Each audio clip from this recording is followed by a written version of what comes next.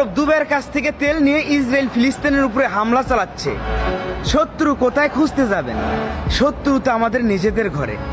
কারোরই কিছু বলতে হবে না, শুধুমাত্র সৌদি দুবাই যদি একটা কথা বলে, ইসরায়েলের আর সাহস হবে না সামনের দিকে একটা ধাপ বাড়াতে। তারা তো কোনো কথাই বলবে না, কারণ তাদের তো দরকার টাকা। ইসলাম ধ্বংস হয়ে গেলে তাদের কি যায় আসে?